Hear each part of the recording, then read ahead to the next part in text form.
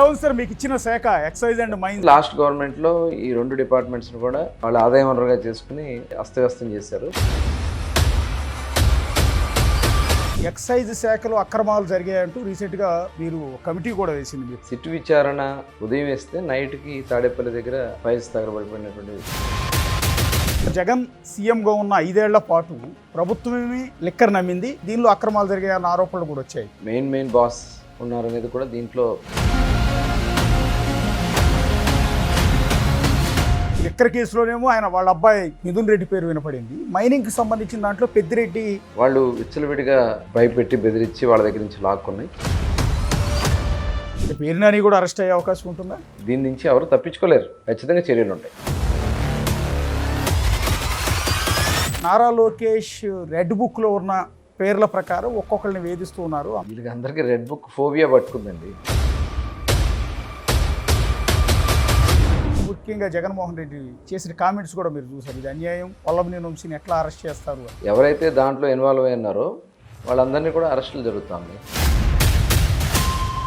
పెద్ద బాస్ అంటూ ఉన్నారు. అంటే మొన్నటి వరకేమో మిథున్ రెడ్డి పేరు వినపడింది. ఆయనే పెద్ద బాసా? ఇంకా ఆయన కీలకమైనటువంటి సమాచారం సేకరణలో ఉన్నారు. మంత్రి కొల్లు రవీంద్రతో big interview. Yes, good evening. నేను అశోక్. మనతో పాటు ఆంధ్రప్రదేశ్ ఎక్సైజ్ అండ్ మైన్స్ శాఖ మంత్రి కొల్లు రవీంద్ర అందుబాటులో ఉన్నారు. కొల్లు రవీంద్ర గారు, ఫస్ట్ ఆఫ్ ఆల్ మీరు మంత్రిగా బాధ్యతలు చేపట్టిన తర్వాత మేము మీకు శుభాకాంక్షలు చెప్పలేదు. సో కొద్ది నెలలు గడిచినా కూడా ఇప్పుడు మీకు శుభాకాంక్షలు చెప్తున్నాం రెండోసారి మంత్రిగా బాధ్యతలు చేపట్టినందుకు. థ్యాంక్ యూ అండి. Thank you. ఎలా ఉంది సార్ మీకు ఇచ్చిన శాఖ ఎక్సైజ్ అండ్ మైన్స్? చాలా పెద్ద శాఖ ఇచ్చారు మీకు, చాలా కీలకమైన శాఖ. అవునండి, బాధ్యత కలిగినటువంటి శాఖలు.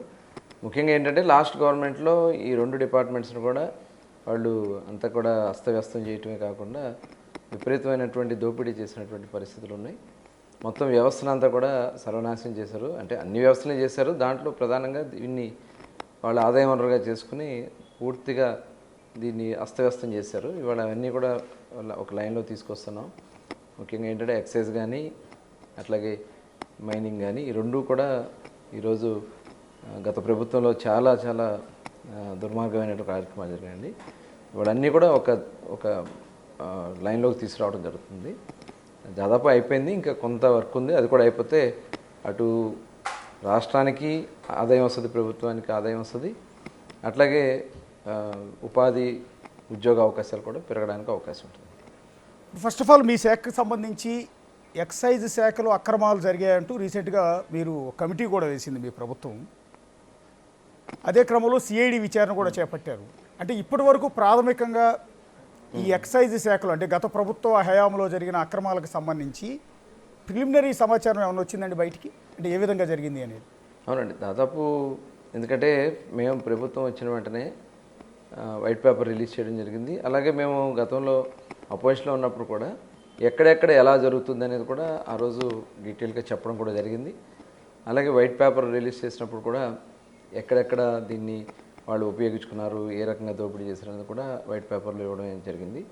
ఇదే కాకుండా ఈరోజు దాని మీద సిబిసిఐడి ఎంక్వైరీ జరుగుతూ ఉంది.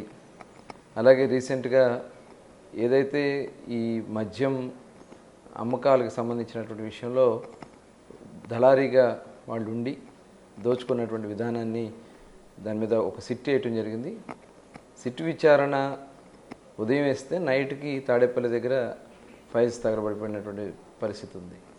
అంటే ఇదంతా కూడా గత ప్రభుత్వంలో టోటల్ డిస్టిలరీ దగ్గర నుంచి వాళ్ళు మొట్టమొదటి డిస్టిలరీస్ అన్నీ కూడా హ్యాండ్ ఓవర్ చేసుకోవడం, అలాగే ముందు అసలు డిపార్ట్మెంట్ని అస్తవ్యస్తం చేశారు. డిపార్ట్మెంట్ని రెండుగా చీల్చేశారు. సెబ్ అని పెట్టేసి ఎక్సైజ్ డిపార్ట్మెంట్లో ఉన్న వాళ్ళందరినీ తీసుకెళ్ళి కొంతమందిని సెబ్లో కొంతమందిని విడిగా పెట్టి అసలు వాళ్ళ పనులు లేకుండా చేశారు. అంటే వాళ్ళు ఎదురు చెప్పుకోవడానికి ఎవరికి చెప్పుకోవడానికి డిపార్ట్మెంట్ మీద పట్టు లేకుండా చేసినటువంటి పరిస్థితి. తర్వాత మొత్తం షాప్స్ అన్నీ కూడా గవర్నమెంట్ షాప్స్ అని చెప్పి గవర్నమెంట్ షాప్స్ పెట్టించడం, దాంట్లో వాళ్ళు కోరుకున్న మద్యాన్ని ఏర్పాటు చేయటం. ఈ డిస్టిలరీస్ ఏదైతే వీళ్ళు హ్యాండ్ ఓవర్ చేసుకున్నారో ఆ డిస్టిలరీకి సంబంధించినటువంటి ఆ బ్రాండ్స్ మాత్రమే ఆ షాప్స్లో అవైలబిలిటీ చేయటం, తద్వారా డిస్టిలరీస్ నుంచి వీళ్ళు కావాల్సినటువంటి దాన్ని రాబట్టుకోవడం, అదేవిధంగా పనికిరాని బ్రాండ్స్ పెట్టి ప్రజల ఆరోగ్యాన్ని కూడా దెబ్బతీసే విధంగా వాళ్ళు చేసినటువంటి విధానం అంతా కూడా ఉంది. ఇవన్నీ కూడా దాని మీదే మేము వచ్చిన వెంటనే సిబిసిఐడి ఎంక్వైరీ, అట్లాగే ఈ ఏదైతే సిట్ కూడా ఏర్పాటు చేసి విచారణ చేయటం జరుగుతూ ఉంది. కీలకమైనటువంటి సమాచారాలన్నీ కూడా సేకరిస్తున్నారు. డిస్టరీ దగ్గర నుంచి, ఏ డిస్టరీస్ దగ్గర నుంచి ఎంతెంత వీళ్ళు ఏ రకంగా దీన్ని ఇచ్చేశారు, అదేవిధంగా షాప్స్ దగ్గర నుంచి ఏం చేశారు, ఇది కాకుండా ఇలిసిట్ లిక్కర్ని, అలాగే నాన్ డ్యూటీ పెయిడ్ లిక్కర్ని, టోటల్ క్యాష్ బిజినెస్సే, ఎక్కడ కూడా ఆన్లైన్ ఇది లేదు, ట్రాక్ అండ్ ట్రేస్ సిస్టమ్ లేదు, అసలు ఏ బాటిల్ ఎక్కడి నుంచి ప్రొడ్యూస్ అవుతుంది, ఎక్కడ దీన్ని వెళ్తుంది అనేది కూడా ఒక ట్రాక్ అండ్ ట్రేస్ విధానం కూడా లేదు. అసలు మానిటర్ చేయడానికి డిపార్ట్మెంటే లేకుండా చేశారు. మరి ఇవన్నీ కూడా ఇప్పుడు ఒక్కొక్కటి మొత్తం కూడా పూర్తి స్థాయి నివేదిక తీసుకున్న తర్వాతే మొత్తం దీని మీద చర్యలు తీసుకోవడం జరుగుతుందండి. అంటే గతంలో జగన్ సీఎంగా ఉన్న 5 ఏళ్ల పాటు ప్రభుత్వమే లిక్కర్ నమ్మింది, ఓకే, అది మీరు కూడా చెప్పారు. ఆ అమ్మిన క్రమంలో ఎక్కడా కూడా ఒక్క షాపులో కూడా ఫోన్పే లాంటిది, గూగుల్ పే లాంటిది పెట్టలేదు, అంతా కూడా క్యాష్ పేమెంటే జరిగింది. దీనిలో అక్రమాలు జరిగాయన్న ఆరోపణలు కూడా వచ్చాయి. కరెక్టేనది? అవునండి. అదే ఎప్పుడైతే మీకు వాళ్ళు ఆన్లైన్ పేమెంట్ లేవు, ఇప్పుడు చిన్న చిన్న బడ్డీ కొట్ల దగ్గర కూడా ఏదన్నా చిన్న వస్తువు కొనుక్కున్నా కూడా ఆన్లైన్ పేమెంట్స్ జరుగుతాయి. ఫోన్పేనో, గూగుల్ పేనో, వేరే రకమైనటువంటి పేమెంట్స్. అలాంటిది వైన్ షాప్స్లో అన్ని వేల, వందల, లక్షల్లో రోజు వ్యాపారం జరిగితే అక్కడ ఒక్క ట్రాన్సాక్షన్ కూడా లేకుండా టోటల్ దాదాపు 1,00,000 కోట్ల దగ్గర మనీ ట్రాన్సాక్షన్సే జరిగినాయి. ఈ మనీ అంతా ఎక్కడ పోయింది, ఇవన్నీ కూడా అది అందరికీ తెలిసినటువంటి విధానమే. దాని మీద మేము పూర్తి స్థాయిలో చేస్తున్నాం. ఎందుకంటే ఆన్లైన్ పేమెంట్స్ అయితే మొత్తం కూడా మళ్ళీ రేపు అకౌంట్స్ చూపించుకోవడం ఇవన్నీ ఉంటుంది కాబట్టి ఆన్లైన్తో సంబంధం లేకుండా క్యాష్ మాత్రమే చేయటం జరిగిందండి వీళ్ళు. అంటే మీకు అందిన ప్రాథమిక సమాచారం ప్రకారం ఈ లిక్కర్ స్కామ్లో ఎన్ని కోట్ల రూపాయల కుంభకోణం జరిగిందని భావిస్తున్నారండి టోటల్గా? అంటే ఇంకా టోటల్గా ఇంకా రావాల్సింది ఉందండి. అంతా కూడా వచ్చిన తర్వాత దీనికి మెయిన్ బాస్ ఉన్నారనేది కూడా దీంట్లో ఉన్నటువంటి ప్రాథమిక సమాచారం. ఎందుకంటే లిక్కర్ డిస్టిలరీస్ దగ్గర నుంచి కానీ వాళ్ళు ప్రొడక్షన్ చేసినటువంటి కేసెస్ కానీ ఇవన్నీ కూడా ఒక్కొక్కటి మొత్తం వస్తూ ఉన్నాయి. టోటల్ అన్ని చోట్ల కూడా అట్లాగే ఈ ఎక్కడ కూడా నాణ్యత లేదు, ఎక్కడ కూడా ల్యాబ్లో దీన్ని పరీక్ష చేసేది లేదు. కేవలం ఆల్కహాల్ పర్సంటేజ్ చూసారు తప్ప ఎక్కడ కూడా దీన్ని ఏమేమి హానికరమైనటువంటి దీంట్లో కెమికల్స్ ఉన్నాయా, మినరల్స్ ఉన్నాయా అనేది ఎక్కడ కూడా చెక్ చేయకుండా వాళ్ళు కేవలం దీన్ని ప్రజల మీదకి పంపే కార్యక్రమం చేస్తారు, తద్వారా ఆదాయం పెంచుకునే ఆ కార్యక్రమం చేస్తారు. ఇది ఒకటే జరిగిందండి గవర్నమెంట్లో. అంటే పెద్ద బాస్ అంటూ ఉన్నారు. అంటే మొన్నటి వరకేమో మిథున్ రెడ్డి పేరు వినపడింది, ఆయనే పెద్ద బాసా, ఇంకా వేరే వ్యక్తి ఉన్నారా? వస్తాయండి, కీలకమైనటువంటి సమాచారం సేకరణలో ఉన్నారు కాబట్టి దీని వెనక పెద్దవాళ్ళే ఉన్నారు అది అనేది ఖచ్చితంగా వస్తాం. అంటే డిస్టిలరీస్ని కూడా కొంతమంది వైసీపీ నేతలు గుప్పెట్లో పెట్టుకున్నారు అంటూ గతంలో టీడీపీ నేతలు అంటే మీ వాళ్ళే ఆరోపించారు. పర్టికులర్గా కృష్ణా జిల్లాలోనే ఉన్న ఒక డిస్టిలరీని ఆ యజమానిని బెదిరించి వీళ్ళ గుప్పెట్లోనే ఉంచుకున్నారు. అందులో ప్రొడ్యూస్ అయ్యే లిక్కర్ మొత్తాన్ని కూడా మళ్ళీ ప్రభుత్వ దుకాణాల్లో అంటే ప్రభుత్వానికి సప్లై చేసేలా వాళ్ళే తయారు చేస్తారు, వాళ్ళే అమ్ముతారు. ఇలా స్కామ్ జరిగిందని గతంలో మీరు ఆరోపించారు. ఇప్పుడు ఏమన్నా అదంతా బయటకు వస్తుందా? నిజమేనని తేలుతోంది ఏమన్నా?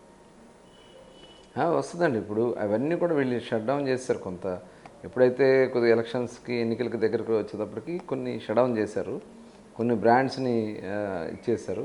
వీళ్ళు ఆ డిస్టిలరీస్ని హ్యాండ్ ఓవర్ చేసుకోవడం, దాంట్లోనే ప్రొడక్షన్ చేయటం, కొత్త బ్రాండ్ని కొద్దిగా నేమ్ డిఫరెన్స్ చేసి ఆ బ్రాండ్స్ని మార్కెట్లోకి పంపించడం జరిగింది.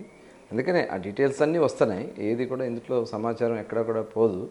ప్రతిదీ కూడా డీటెయిల్డ్గా డిస్టిలరీ దగ్గర నుంచి, డిపోల దగ్గర నుంచి, ఏదైతే రీటైల్ షాప్స్ వరకు మొత్తం కూడా దీన్ని ఏదైతే జరుగుతూ ఉంది, ఎంక్వైరీ జరుగుతూ ఉంది, మొత్తం కూడా బయటకు వస్తుంది.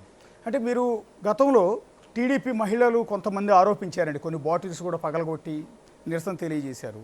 ఆరోగ్యాన్ని పాడు చేస్తోంది సమ్ బూమ్ అని, లేకపోతే 3 క్యాపిటల్స్ అని, ఇట్లా రకరకాల పేర్లతో బ్రాండ్లను తయారు చేశారు అని. అదంతా కేవలం సోషల్ మీడియాలో జరిగిన ప్రచారం అండి, లేకపోతే నిజంగానే ఆ బ్రాండ్స్ ఉన్నాయా?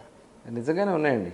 మేము వచ్చిన వెంటనే టోటల్ ఆ బ్రాండ్స్ అన్ని కూడా ఏంటంటే చాలా లిమిటెడ్ బ్రాండ్స్ వాళ్ళు తయారు చేసి వాటిని మాత్రమే షాప్స్లో అవైలబిలిటీ చేసేవాళ్ళు.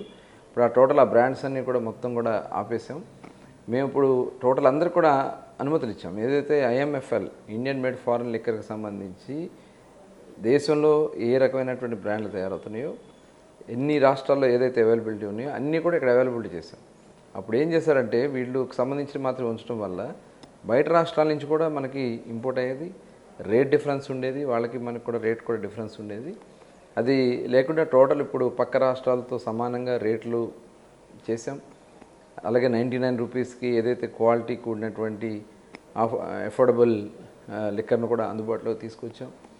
ఏదైతే వాళ్ళు గతంలో లేనటువంటి బ్రాండ్లన్నీ కూడా ఇప్పుడు తీసుకొచ్చాం. అవన్నీ కూడా ఇవాళ దాదాపు 150 బ్రాండ్స్ని, కొత్త బ్రాండ్స్ తీసుకొచ్చాం. ఇంకా చాలామంది అప్లై చేసుకున్నారు. గతంలో వీళ్ళు మొనోపోలీగా ఎవరిని రానివ్వకుండా వాళ్ళకి సంబంధించినవి మాత్రమే ఈ షాప్స్లో అవైలబిలిటీ పెట్టుకునే విధంగా చాలా దుర్మార్గం చేశారండి. అది అంటే లాస్ట్ టైం అంటే వాళ్ళ ప్రభుత్వ ఆధ్వర్యంలో వైన్స్ షాప్స్ అన్నీ కూడా నడిచాయి, అంటే మద్యం షాపులన్నీ కూడా. ఇప్పుడు మీరు వచ్చినాక మళ్ళీ ప్రైవేటైజ్ చేశారు, ప్రైవేట్ వాళ్ళందరినీ కూడా టెండర్లు పిలిచారు. టెండర్లో పాడుకున్న వాళ్ళంతా కూడా రీసెంట్గా కొన్ని అభ్యంతరాలు వ్యక్తం చేస్తున్నారు కదండి. అంటే ఆ 20% మార్జిన్ ఏదో మాకు రావటం లేదు అంటూ కొన్ని చోట్ల నిరసనలు కూడా తెలియజేసినట్టున్నారు కదా. అవునండి. అందుకనే మేము మన గవర్నమెంట్ వచ్చిన వెంటనే మేము ఏం చేసామంటే పాలసీ తీసుకున్నాం. పాలసీ అధ్యయనం చేయడానికి ఒక సబ్ కమిటీ వేసుకున్నాం. 5 మినిస్టర్స్తో కూడుకున్నటువంటి సబ్ కమిటీ వేసుకుని ఇందులో ఆల్ పార్టీస్ ఉన్నాము. మేము డిస్కస్ చేసుకుని కొన్ని దాదాపు 6-7 రాష్ట్రాలు అధ్యయనం చేశారు ఏది బెటర్ అనేది.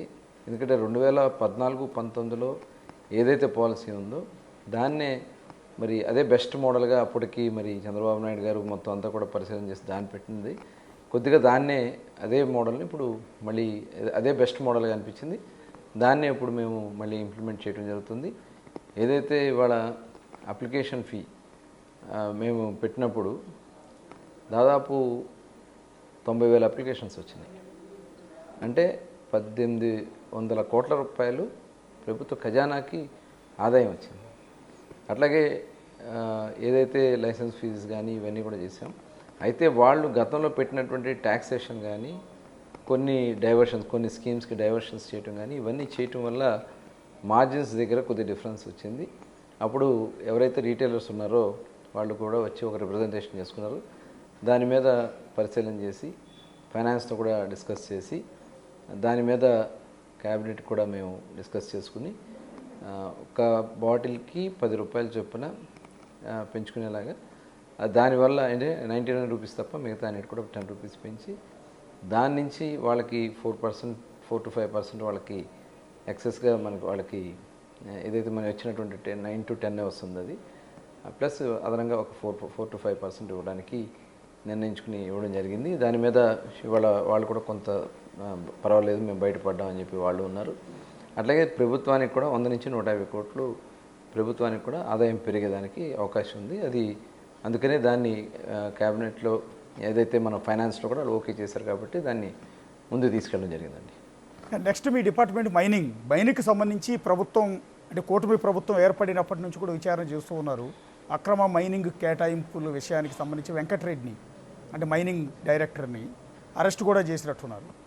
ఏంటి సార్, ఏం జరిగింది మీ దృష్టికి వచ్చినంత వరకు మైనింగ్ డిపార్ట్మెంట్లో అక్రమాలు అంటే వాళ్ళు గతంలో ఎవరైతే పార్టీలనే కాకుండా సింపథైజర్స్ ఉంటారు కాబట్టి వాళ్ళ మీద కావాలని టార్గెట్ చేసి 5 yearsలో ఆ మైన్స్ అన్నీ కూడా వాళ్ళు భయపెట్టి వాళ్ళ మీద ఫైన్లు రాసి కొన్ని హ్యాండ్ ఓవర్ చేసుకున్నారు.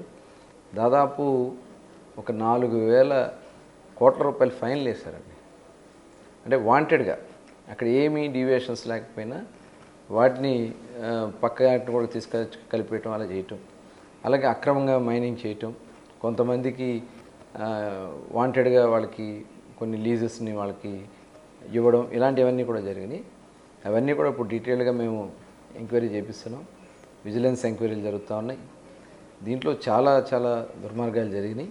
అవన్నీ కూడా డీటెయిల్గా చేస్తూ ఇప్పుడు ఎక్కడ కూడా, ఎందుకంటే మరి ప్రభుత్వానికి కూడా ఎక్కడ ఆదాయం ఇబ్బంది రాకూడదు కాబట్టి, అలాగే ఎంప్లాయ్మెంట్ వాళ్ళు ఎఫెక్ట్ కాకూడదు కాబట్టి ఎక్కడైతే ఇబ్బంది లేవో అవన్నీ కూడా ఒక్కొక్కటి వాళ్ళ మైన్స్ ఆపరేషన్స్లో తీసుకురావడం జరిగింది. దీని అనుకున్నటువంటి వాళ్ళందరి మీద కూడా ఎంక్వైరీలు జరుగుతున్నాయండి. అంటే పెద్దిరెడ్డి పేరు ప్రధానంగా వినపడింది. అంటే లిక్కర్ కేసులోనేమో ఆయన వాళ్ళ అబ్బాయి మిథున్ రెడ్డి పేరు వినపడింది. మైనింగ్కి సంబంధించిన దాంట్లో పెద్దిరెడ్డిది ఎక్కువ పాత్ర అన్నట్టుగా కొన్ని అలిగేషన్స్ వచ్చాయి. మీ పార్టీ నేతలు కూడా చేశారు. అంటే మీకు ఇప్పటివరకు ప్రాథమిక దర్యాప్తు అంటే చాలా వరకు ఎంక్వైరీ కూడా ముగుస్తోంది అనుకుంటాను. ఏం తెలియంది సార్? అదేనండి, ఈ మైనింగ్స్ అలాట్మెంట్స్లో వాళ్ళు విచ్చలవిడిగా భయపెట్టి బెదిరించి వాళ్ళ దగ్గర నుంచి లాక్కున్నాయి. కొన్ని కంప్లైంట్స్ వాళ్ళే వచ్చి స్వయంగా కూడా ఇవ్వడం జరిగింది.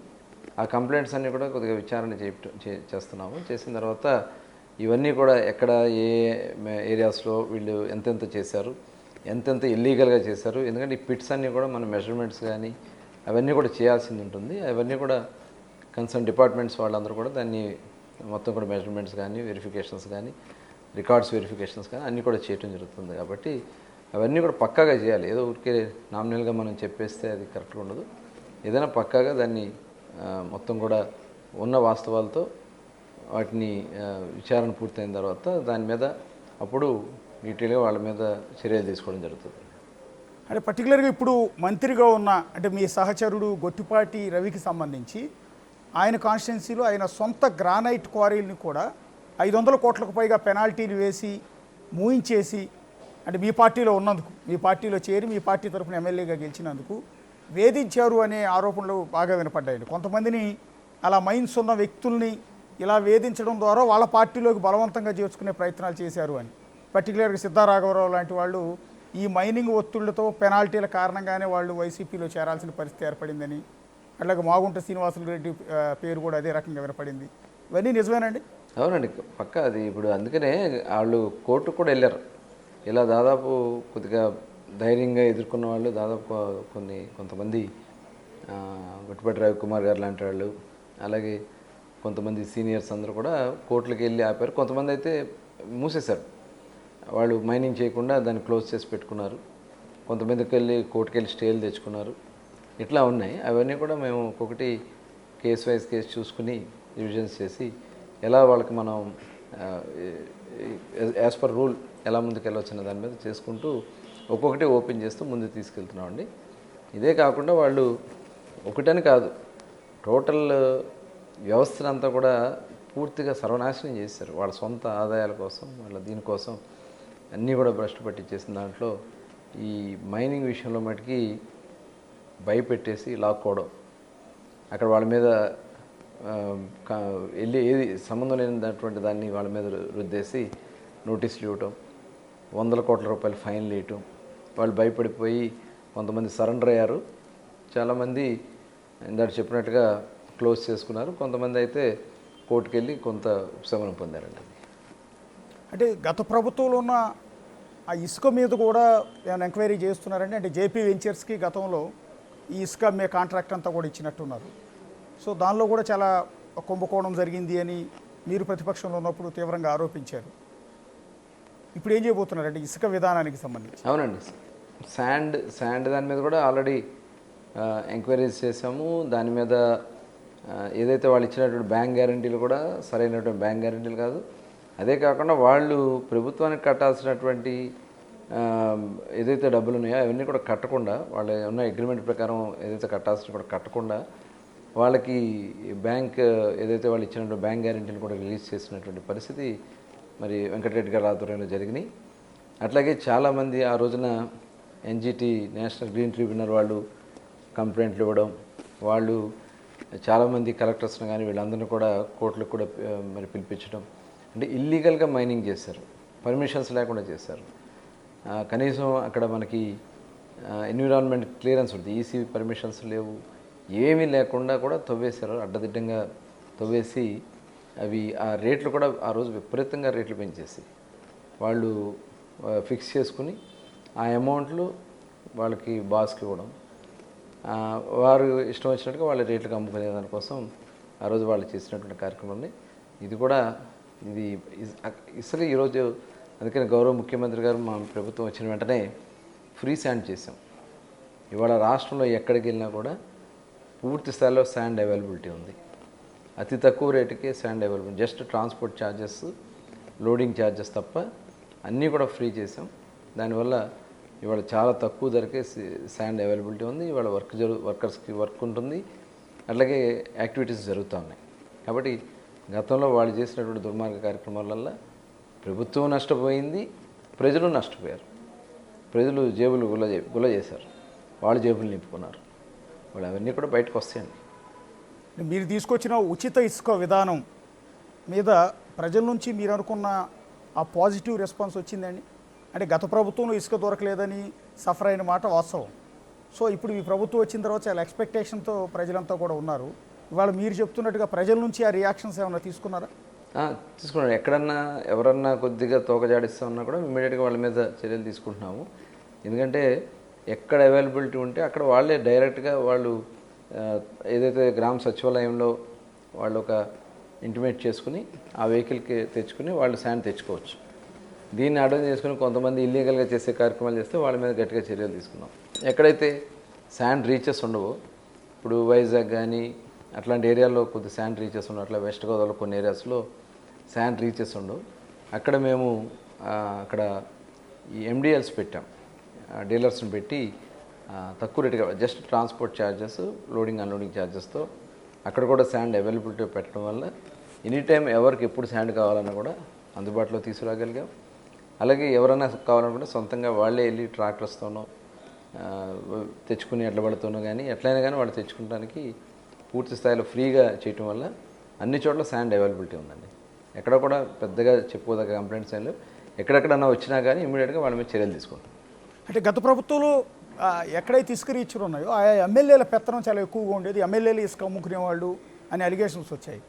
సో ఇప్పుడు ఉచిత ఇసుక విధానంలో మీ ఎమ్మెల్యేలు ఆయా ఇసుక రీచ్లు ఉన్న చోట ఎమ్మెల్యేల పెత్తనం, చొరబాటు లాంటివి లేకుండా కంట్రోల్ చేయగలుగుతున్నారా?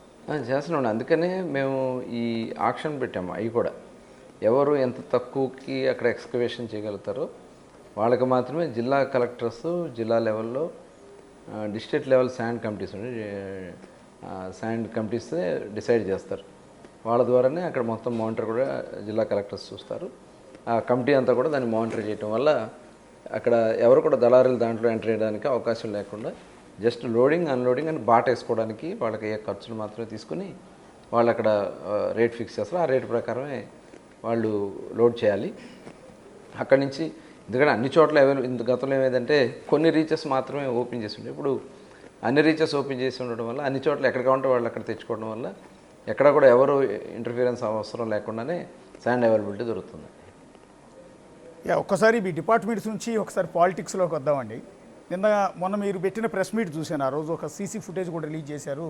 వల్లభనేని వంశీ అరెస్టుకు సంబంధించి సత్యవర్ధన్ అనే వ్యక్తిని కిడ్నాప్ చేసి తీసుకెళ్తున్న సందర్భంలో ఆ ఫుటేజ్ని మీరు రిలీజ్ చేశారు. అంటే ఇప్పటికీ వల్లభనేని వంశీ, ఆయన భార్య కావచ్చు, ఆయన అనుచరులు కావచ్చు, ఆ పార్టీ నేతలు, ముఖ్యంగా జగన్మోహన్ రెడ్డి చేసిన కామెంట్స్ కూడా మీరు చూశారు. ఇది అన్యాయం, అక్రమం, వల్లభనేని వంశీని ఎట్లా అరెస్ట్ చేస్తారు అని ఏం చెప్తారండి? ఎలా అరెస్ట్ చేయడం? దళితుడిని కిడ్నాప్ చేస్తే అతను భయపెట్టి బెదిరించి విత్డ్రా చేస్తే కేసు పెట్టకుండా ముద్దు పెట్టుకుంటారండి? ఇప్పుడు అతను చేసింది ఒక చిన్న ఇది కాదు. ఇవాళ పార్టీ కార్యాలయం మీద దాడి చేసి ఆ రోజున కారులు వేసుకొచ్చి అవన్నీ తగలబడిపోతా ఉంటే కళ్ళల్లో ఆనందంగా చూసుకున్నటువంటి సందర్భం ఉంటే, ఇవాళ మేము ఆ కేసు విషయంలో ఎవరైతే దాంట్లో ఇన్వాల్వ్ అయి ఉన్నారో వాళ్ళందరినీ కూడా అరెస్టులు జరుగుతూ ఉన్నాయి. ఈయనే వెళ్ళి పార్టీ ఆఫీస్లో వర్క్ చేస్తున్నటువంటి సత్యవర్ధన్ని వీళ్ళు కిడ్నాప్ చేసి అతనితో కోర్టులో వాంగ్మూలం ఇప్పించే కార్యక్రమం చేస్తే మరి అది వాళ్ళ కుటుంబ సభ్యులే కంప్లైంట్ పెట్టారు. తర్వాత అతను సత్యవర్ధన్ కూడా వెళ్ళి జడ్జి గారి ముందే 164 స్టేట్మెంట్ కూడా ఇవ్వడం జరిగింది. దీనికి ఏం సమాధానం చెప్తారు? ఒక బాధ్యత కలిగినటువంటి వ్యక్తి జగన్మోహన్ రెడ్డి గారు ఇవాళ ఒక దళితుడి మీద చేస్తే ఈ రకమైనటువంటి మీరు వెళ్ళి పరామర్శ చేసి అన్యాయంగా వంశీని ఇరికిచ్చారని చెప్పి మాట్లాడుతూ ఉన్నారంటే ఒకసారి వాళ్ళు కూడా ఆలోచన చేయాలి. ఆ రోజు అధికారం ఉంది కదా అని చెప్పి మీ ఇష్టం వచ్చినట్టు చేసి నిజంగా ఆ రోజు పార్టీ కార్యాలయం అతనికి భిక్ష పెట్టింది, రాజకీయ భిక్ష పెట్టింది తెలుగుదేశం పార్టీ. చంద్రబాబు నాయుడు గారికి టికెట్ ఇవ్వబట్టి అతను ఎమ్మెల్యే అయ్యాడు. మరి అదే కార్యాలయం మీద నువ్వు దాడి చేసి నీ గెలుపు కోసం పాటుపడినటువంటి కార్యకర్తల మీద తెలుగుదేశం పార్టీ దాడి చేసింది మీరు. 40 మంది మీద కేసులు పెట్టించి రాజమండ్రి జైల్లో పెట్టించి 15 రోజుల పాటు నీ గెలుపు కోసం వాళ్ళు పాటుపడి ఆ రోజు నేను నిలబడినందుకన్నా మీరు కేసులు పెట్టించింది?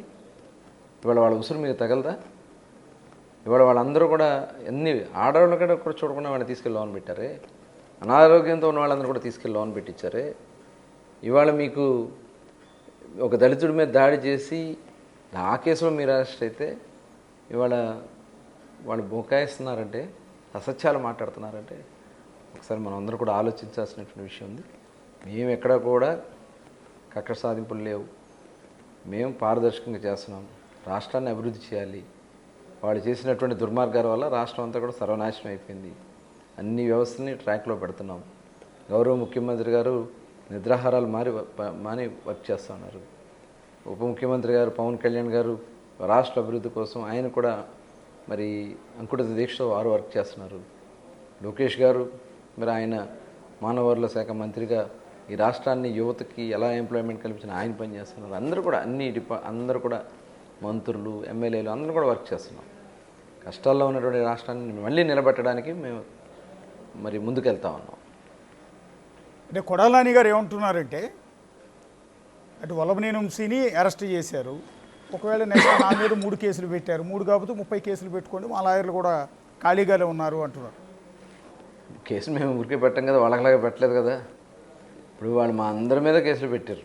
సంబంధం లేని దాంట్లో నన్ను తీసుకెళ్ళి ఒక హత్య కేసులో పెట్టి 54 రోజులు పెట్టించారు. ఇందులో మేమేం చేయలేదే. మేము నిజంగా కేసులు పెట్టాలి, వీళ్ళని అరెస్టులు చేయాలి, మేము కూడా వాళ్ళకి కక్ష సాధింపు చర్యలు చేయాలంటే వాళ్ళు ఎవరు కూడా వాళ్ళ రోడ్ల మీద తిరిగే పరిస్థితి ఉండదు. ఇవాళ జగన్మోహన్ రెడ్డి గారు వచ్చి స్వేచ్ఛగా రోడ్ల మీదకి వచ్చి మాట్లాడుతూ ఉన్నాడు. ఆ రోజుకి అది మమ్మల్ని అందరినీ ఏ రకంగా తాళ్ళు కట్టేసి ఇళ్లలోంచి రానివ్వకుండా హౌస్ అరెస్టులు చేసి ఎక్కడికక్కడ మా కార్యకర్తలందరి మీద కూడా దాడులు చేయించి ఇవన్నీ కూడా మర్చిపోలేదు. ఇంకా మేము వచ్చి దాదాపు 8 నెలలు అవుతుంది. ఈ 8 నెలల కాలంలో ఏ ఒక్కళ్ళ మీద కూడా అక్రమంగా మేము కేసులు పెట్టలే, లేకపోతే అక్రమంగా మేము తీసుకెళ్ళి అరెస్టులు చేయలే. మేము ఏదైతే పారదర్శకంగా రాష్ట్రాన్ని ముందుకు తీసుకెళ్ళాలి అదే పనిలో ఉన్నాం. అంతే తప్ప ఇవాళ ఎవరు చేసిన దీనికి ఎవరు తప్పించుకోలేరు. కొడాలి నాని గారు ఎన్ని మాట్లాడారు, లేకపోతే అక్కడ క్యాష్నలు పెట్టి రాష్ట్ర పరువుని దిగజార్చారు, అక్రమంగా ఎంతోమంది ఆస్తుల్ని ఆక్రమించుకున్నారు, అవన్నీ కూడా ఉన్నాయి. మొత్తం కూడా బయటకు వస్తాయి. ప్రభుత్వాన్ని అడ్డం పెట్టుకుని ఏదైతే ఆ రోజున ఇళ్ల స్థలాల విషయాల్లో కానీ G+3 ఇళ్లలో కానీ వాళ్ళు చేసినటువంటి అన్నీ కూడా బయటకు వస్తాయి. అంటే ఉందో అవకాశం కొడాలి నానిని కూడా అరెస్ట్ చేసే అవకాశం? అంటే లిక్కర్ కేసులో కూడా ఆయన పేరు వినపడింది కదా, గుడివాడలో ఆ ప్రభాకర్ అనే వ్యక్తి కేసు పెట్టినట్టున్నాడు. అంటే లిక్కర్ కూడా ఉన్ని ఇంకా నాకు పీరియడ్ ఉన్నా కూడా బలవంతంగా ఖాళీ చేయించారు అని. సో ఆ కేసులో కొడాలి నాని అరెస్ట్ అయ్యే అవకాశం ఉంటుంది. అంటే ఉన్నాయి, ఇంకా చాలా ఉన్నాయి. మేము ఎలా చెప్తాం, దానికి చట్టం ఉంది. చట్ట ప్రకారం వాళ్ళు ఏ టైంలో ఎవరి మీద ఎలాంటి చర్యలు తీసుకోవాలో దాని ప్రకారం తీసుకుంటారు. అంటే పర్టికులర్గా మీ కాన్స్టిట్యున్సీకి సంబంధించి పేరుని నాని, అంటే మీరు ఇందాక కూడా ఒక అలిగేషన్ చేశారు, ఒక హత్య కేసులో నన్ను అరెస్ట్ చేయించి అక్రమంగా అరెస్ట్ చేయించి 54 రోజుల పాటు జైల్లో పెట్టారు. బహుశా అటు చంద్రబాబు గారు మీరే అనుకుంటా అన్ని రోజుల పాటు జైల్లో ఉన్నది టీడీపీలో. అవునండి. సో ఆ కేసులో పేరు నాని మీద కదా మీరు గతంలో ఆరోపించింది? అవునండి. పేరు నాని జగన్ అందరూ కలిసి మమ్మల్ని అంటే తెలుగుదేశం లీడర్షిప్ని అణిచేయాలని వాళ్ళ ప్రయత్నం. దానిలో భాగంగా మా మీద అచ్చెన్నాయుడు గారి మీద సంబంధమైన కేసులో అచ్చెన్నాయుడు గారి మీద పెట్టారు, యనమల రామకృష్ణ గారి మీద పెట్టారు. ఒక మ్యారేజ్కి వెళ్ళి అక్షంతలు వేసినందుకు యనమల రామకృష్ణ గారి మీద, అదేవిధంగా రాజప్ప గారి మీద SC/ST కేసు, అదేవిధంగా తెలుగుదేశం నాయకులు అందరి మీద కూడా అక్కడ జేసీ ప్రభాకర్ రెడ్డి గారి మీద, వాళ్ళ కుటుంబ సభ్యులు అందరి మీద పెట్టారు అక్కడ. అట్లాగే BC జనార్దన్ రెడ్డి గారి మీద, మరి మా నాయకులు అందరి మీద దాదాపు ఇక్కడ దూళిపల్లి నరేంద్ర గారి మీద పెట్టారు, దేవినేని ఉమామహేశ్వర గారి మీద పెట్టారు. వీళ్ళందరూ తీసుకెళ్ళి జైల్లో పెట్టారు. మేము ఆ రకంగా మేము చేయట్లా. ఇవాళ పేర్ని నాని గారు బియ్యం వాళ్ళ గోడౌన్లో ఉన్నటువంటి బియ్యాన్ని ఆయనే అక్రమంగా తరలిచ్చారని చెప్పి మరి అక్కడ బియ్యం మిస్ అయింది వాస్తవం. దాదాపు 7,000-8,000 బస్తాలు మిస్ అయిపోయినాయి. ప్రజలకి ఇవ్వాల్సినటువంటి PDS బియ్యం 8,000 బస్తాలు, దగ్గర 7,500 బస్తాలు ఎక్కడికి పోయినాయి? మేమేమి కంప్లైంట్ ఇవ్వలేదే. వాళ్ళు వచ్చి వాళ్ళు ఎంక్వైరీ చేసుకుంటూ వాళ్ళు అంతా కూడా ఇన్స్పెక్ట్ చేసుకున్న సందర్భంలో ఈయనే వెళ్ళి బియ్యం మిస్ అయినాయి, ఆ డబ్బులు మేము కట్టేస్తానని చెప్పి వెళ్ళి మరి ఆయనే డబ్బులు కట్టాడంటే మరి దొంగ ఎవరు? ఆయన ఒప్పుకున్నాను నేను దొంగని. ఆ కేసులోనే ఇప్పుడు ఎవరన్నా భార్య పేరు మీద ఉంది, జాగ్రత్తగా ఉండాలి, ఆడవాళ్ళ పేర్లు బయటకు వస్తాయనే ఇంగిత జ్ఞానం కూడా లేకుండా, సిగ్గు శరం లేకుండా ఆ బియ్యాన్ని మొత్తాన్ని కూడా అమ్ముకుని ఇవాళ ఆయన మాట్లాడుతూ ఉంటాడు. ఆడవాళ్ళు అరెస్ట్ చేస్తే చంద్రబాబు నాయుడు గారు ఒప్పుకోలేదని. ఈయనే దాని సూత్రధారి, పాత్రధారి మొత్తం కూడా పేరు నానినే. మొత్తం ఎంక్వైరీ జరుగుతూ. అవన్నీ కూడా బయటకు వస్తాయి. ఖచ్చితంగా దాని ప్రకారం వాళ్ళ మీద చర్యలు తీసుకోవడం జరుగుతుంది. అంటే పేరు నాని సతీమణి గురించి చంద్రబాబు నాయుడు గారు మాట్లాడారు. ఆడవాళ్ళని మాత్రం అరెస్టులు లాంటివి చేయొద్దు, కావాలంటే పేరు నానిని అరెస్ట్ చేయండి అని చంద్రబాబు గారు మంచిగా ఆలోచించారంటూ చంద్రబాబు గారి గురించి గొప్పగా చెప్పే ప్రయత్నం చేశారు ఆ రోజు పేరు నాని గారు. చంద్రబాబు నాయుడు గారు మాత్రం అతను ఎన్నిసార్లు కలిసినా, నాని భార్యను అరెస్ట్ చేద్దామని చెప్పి ఎన్నిసార్లు కలిసినా ఆయన మాత్రం పొరపాటును కూడా మైండ్ ఏమన్నా చెడిందంటే ఇంట్లో ఆడవాళ్ళకి అరెస్టులు చేయడం ఏంటి? మన టార్గెట్ పేరు నానిగాడు, ఆయన వేసేయండి, అంతేగాని ఇంట్లో ఆడవాళ్ళ మీదకండి తప్పుడు పనులు అని చెప్పని ఆయన నడుచుకుంటూ వెళ్ళిపోయారు. ఇది అధికారులు ఉన్నారు సాక్ష్యం, ఎమ్మెల్యేలు ఉన్నారు సాక్ష్యం. టీడీపీ ఎమ్మెల్యేలు కొంతమంది ఉన్నారు, అధికారులు కూడా ఉన్నారు. అసలు ఈ డ్రామా ఇప్పుడు అది ఆ నాటకం అంతా కూడా మొత్తం ఈయనే రచిస్తాడు, ఈయనే మీడియా ముందు చెప్తాడు. అంటే ఏదో సింపతి పొందాలి. నువ్వు చేసింది దుర్మార్గం.